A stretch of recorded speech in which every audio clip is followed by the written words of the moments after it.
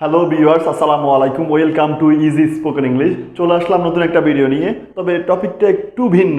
আজকে আমরা এই ভিডিওতে শিখব খুবই গুরুত্বপূর্ণ এবং খুবই মজাদার 10টা ফ্রেজ অ্যান্ড ইডিয়মস।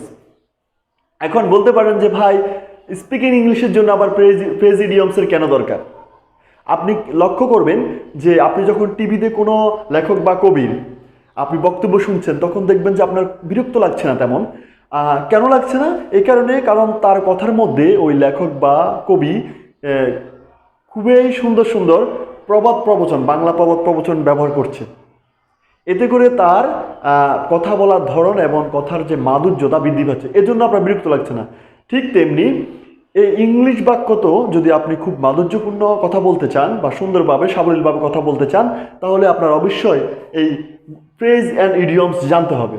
তো কথা না বাড়িয়ে আজকে আমরা যেই কয়েকটা ফ্রেজ ইডিয়ম নিয়ে কথা বলবো তার দিকে যাই। আমি এখানে বোর্ডে প্রথম যেই ফ্রেজ ইডিয়মটি লিখেছি সেটা হলো ABC। এটা খুবই কমন একটা ফ্রেজ ইডিয়মস, আমরা প্রায় ব্যবহার করি। আমাদের যখন ছোট ভাই বোন আত্মীয় স্বজন যদি কোনো ভুল করে, তখন আমরা বলি যে তার ABC জ্ঞানটাও নেই, মানে বিরক্ত সহিত খুবই করি যে হি হ্যাজ নো ABC। এই ABC মিনস হলো, you can say elementary knowledge or another way primary knowledge.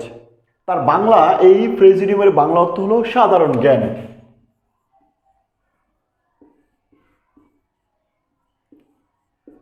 সাধারণ জ্ঞান।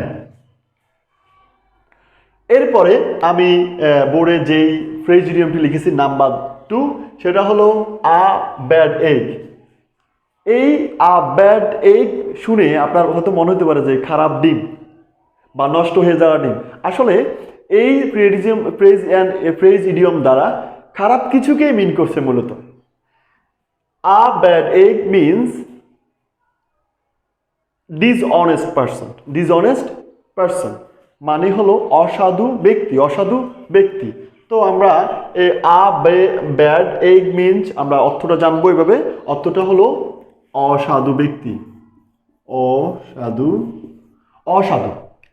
আমরা বাক্য এভাবে বলতে পারি, বাংলাদেশে তো অসাধু ব্যক্তির অভাব নেই, আপনি চাইলেই পাবেন। হ্যাঁ, হাজারের মধ্যে একজন ভালো মানুষ পাওয়া যায় কিনা খুবই দুষ্কর এটা। তো আপনি যখন কোনো অসাধু ব্যক্তিকে ইন্ডিকেট করবেন, তখন আপনি বলতে পারেন he is a bad egg, he is a bad egg, তিনি একজন অসাধু ব্যক্তি। এরপরে আমরা তৃতীয় নাম্বার যে ফ্রেজ ইডিয়মটা লিখছি সেটা হলো a bed of roses. A bed of roses তার মানে হলো পুষ্পসজ্জা বা ফুলসজ্জা। এই ফ্রেজ ইডিয়মটির ইংলিশ হলো কমফোর্টেবল সিচুয়েশন, আরামদায়ক অবস্থা। আমাদের একটা খুবই পরিচিত বাক্য আমরা সবাই জানি যে এটা এরকম, the life is not bed of rose, জীবন পুষ্পসজ্জা নয়। তো সুতরাং বেড অফ রোজের অর্থ হলো পুষ্পসজ্জা বা ফুলসজ্জা, ফুলসজ্জা। এবার 4 নম্বরে আমি যেই ফ্রেজ ইডিয়মটা লিখেছি সেটা হলো a bird's eye view. A bird's eye view, পাখির চোখে দেখা, পাখির দৃষ্টিতে দেখা।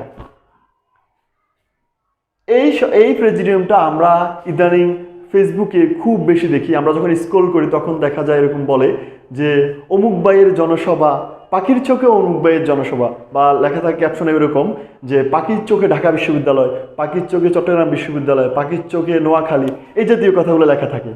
তো bird's eye view English meaning হলো to view in general from above, এক দৃষ্টি সাধারণত উপর থেকে। এই পাখি মূলত উপর থেকে তাকায়, নিচ থেকে তাকায় না, সেজন্য বলে আ বার্ডস আই ভিউ। এর মানে হলো এক নজরে দেখা, এক নজরে দেখা, এক নজরে দেখা। আ বার্ডস আই ভিউ মিনস হলো, অর্থ হলো এক নজরে দেখা। এবার 5 নম্বরে আমরা যেই ফ্রেজ অ্যান্ড ইডিয়মস লিখছি সেটা খুবই পরিচিত, কারণ আমরা অনেকবারই জীবনে ব্যবহার করেছি। আমাদের এরকম অনেকে আছে যারা খুব আকাম কুকাম করে বেড়ায়, তখন আমরা তাকে বলি এরকম যে তোর মা ভালো, বাপ ভালো, তোর আত্মীয় স্বজন ভালো, তুই কই থেকে এত কুলাঙ্গার হইলি। এই কথাটাকে আমরা বলি যে কুলাঙ্গার। এই যে আ ব্ল্যাক শিপ মানে হলো কালো বেড়া না, কিন্তু আ ব্ল্যাক শিপ মানে হলো কুলাঙ্গার। এটার ইংলিশ হলো a person of bad character, a person of bad character, খারাপ চরিত্রের লোক। তো এই আ ব্ল্যাক শিপ মানে হলো কুলাঙ্গার, কুলাঙ্গার। এরপরে আমাদের 6 নম্বর যে প্রেজিডিয়ামটা আমি লিখেছি, a castle in the, a castle in the air, a castle in the air. এটা কিন্তু ক্যাস্টেল না, কিন্তু castle, because there have a T sound is silent. So a castle in the air, এই ক্যাসল অর্থ হলো দুর্গ বা ইরামত বা ঘর বাড়ি যা বলেন না কেন আপনি। ইন দ্য এয়ার মানে হলো বাতাসে।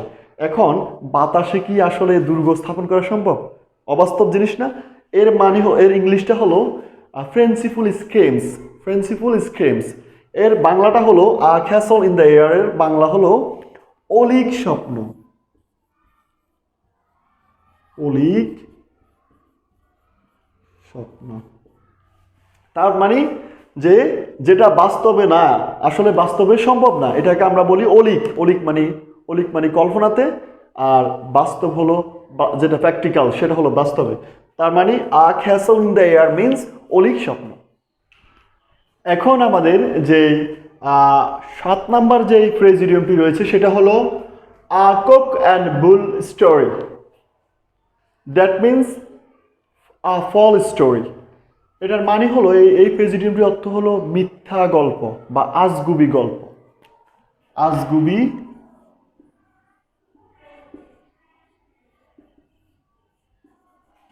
গল্প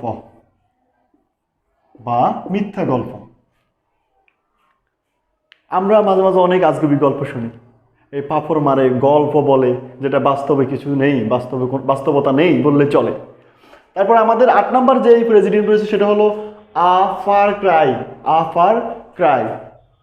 এই আ ফার ক্রাই দ্বারা একটু ডিস্টেন্স একটু ফিল পাই আমরা, ব্রাইট পাই, যেটা হলো এই আ ফার ক্রাই মিনস হলো লং ডিস্টেন্স, লং ডিস্টেন্স মানে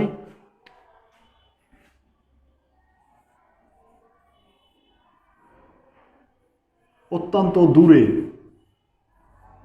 অত্যন্ত দূরে। আ ফার ক্রাই দ্যাট মিনস হলো অত্যন্ত দূরে। এরপরে আমাদের 9 নাম্বার যে প্রেজিডিয়ামটা আমরা লিখেছি সেটা হলো a fish out of water, a fish out of water that means unpleasant অথবা আনইজি সিচুয়েশন, অস্বস্তিকর বা কঠিন অবস্থা। এই প্রেজিডিয়ামটির বাংলা অর্থ হলো অস্বস্তিকর অবস্থা,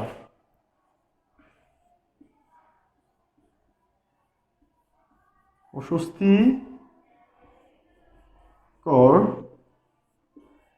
অবস্থা, অস্বস্তিকর অবস্থা।